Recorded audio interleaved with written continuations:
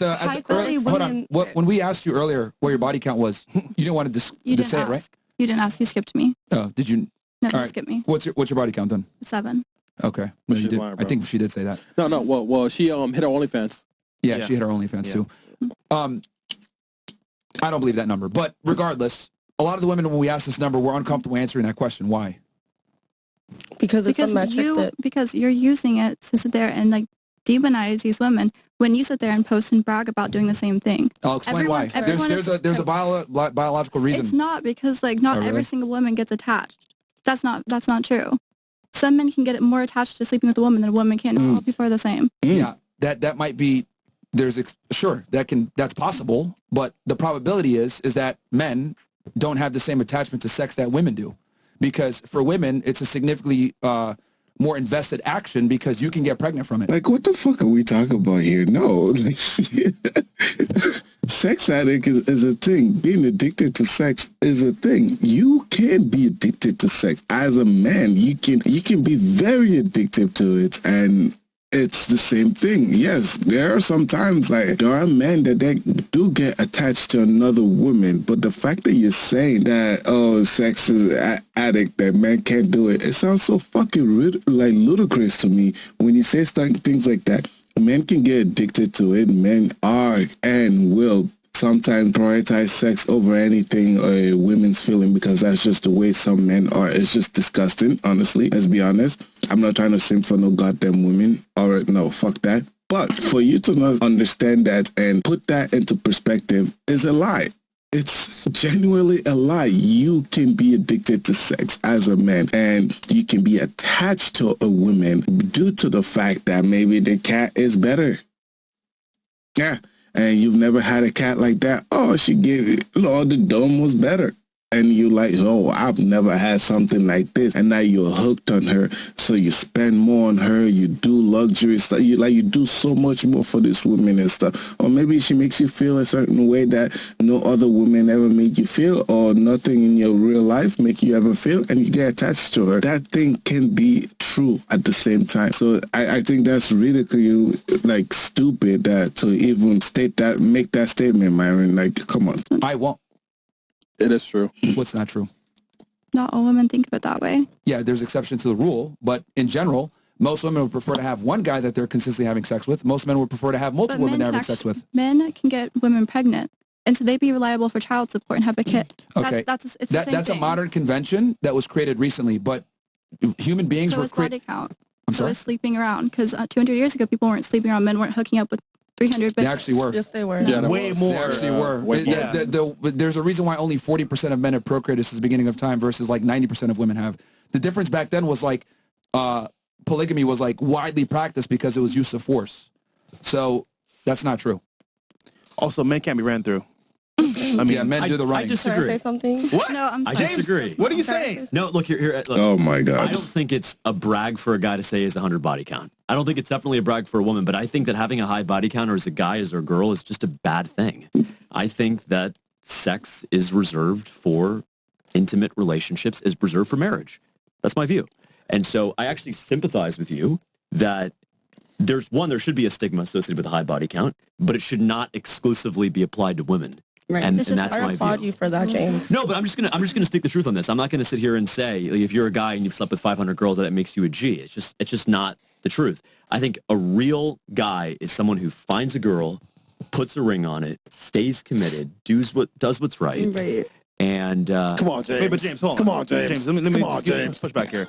So the guy was like, come on, James, come on. What's wrong with that? Like, what is absolutely wrong with that you find a woman that you want to be with and stay with for the rest of your life? That can be also another standard. You can normalize that. It's nothing wrong with that. Oh, just because you're a top G, you sleep with a whole bunch of women, that makes you such a better person than me. That a person that decides to settle down and be with one person for the rest of his life. No, that does not make you better. Or you decide to be with one person for the rest of your life. That doesn't make you a better person either. Like, both things can be true. One, maybe the guy, that relationship doesn't work out for him. That's fine. That's okay. You have other partners, you're sleeping around, that's fine, as long as you're being safe. that if that's what works for you, fine. If that's what you live on, fine. I'm not going to judge you based on that. I'm not going to ridicule you based on that. I'm not fucking doing that. But at the same time, you can't make that fucking face at me being like, fine. Come on, James. Come on, James. Like, what the fuck are we doing, man? Like, grow up. At least grow up. One thing about it, because this guy's, I know how guys think. He's probably thinking, oh, he's just simping. He's simping for the girls. He's saying this, blah, blah, blah. No, it's not true. Like, this is why modern dating is so fucking chalk, because you can't have this kind of discourse with everybody. I understand they're OnlyFans models, but that's fine. That's their job. That's their career. That's the path they decide to choose to go, which is fine.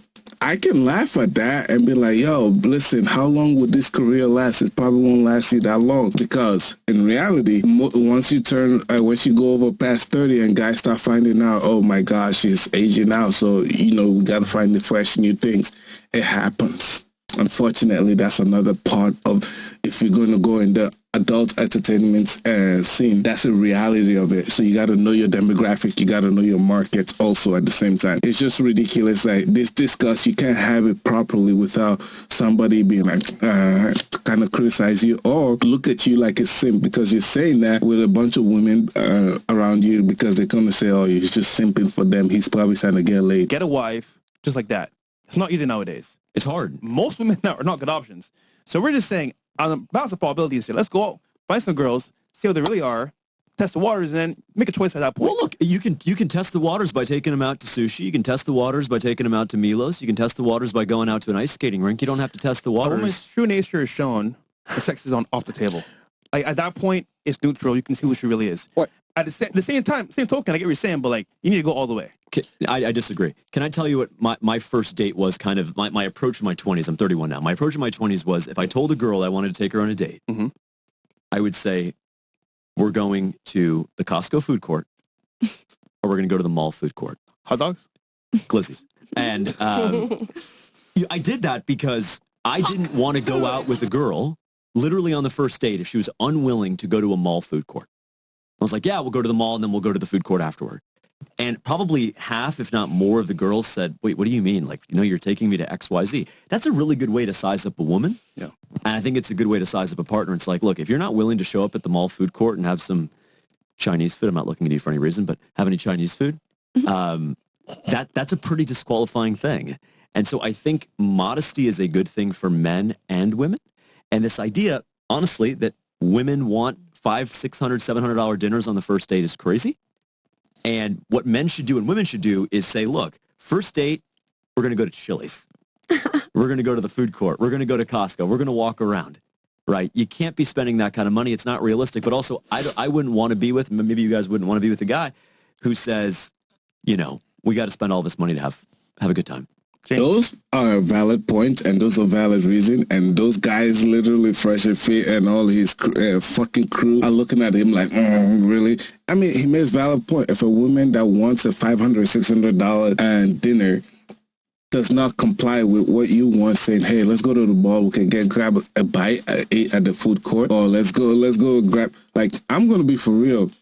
In my relationship, we literally went and grabbed a coffee in a local mom and pop shop, and we talked for hours. That is how the relationship started. Like, nothing fancy, nothing exaggerating or like a little flashy or anything like that. It's just we go to a local mom and pop coffee shop, sit there, have a discussion, and talk about things and see where we are. Like, that is a good way to size things. It happened. It's a good thing. If any woman that agrees to do that in the first time, that's something good. It's not that, like, I couldn't afford to go places or do things of that nature. Like, I do have the money to take her to a better spot, but that's not the reality of it. The reality is you want to get to know the person. Don't let the flashy stuff outweigh the personality first.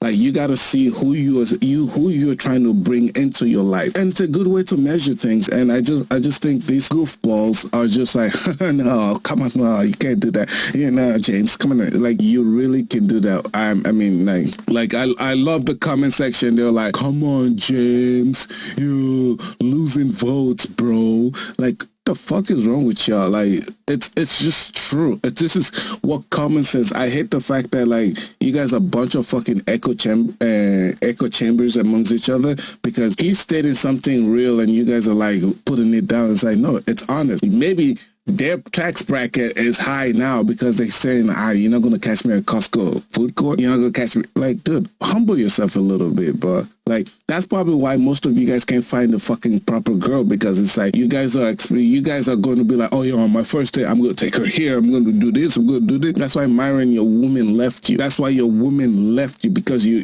can't fucking understand.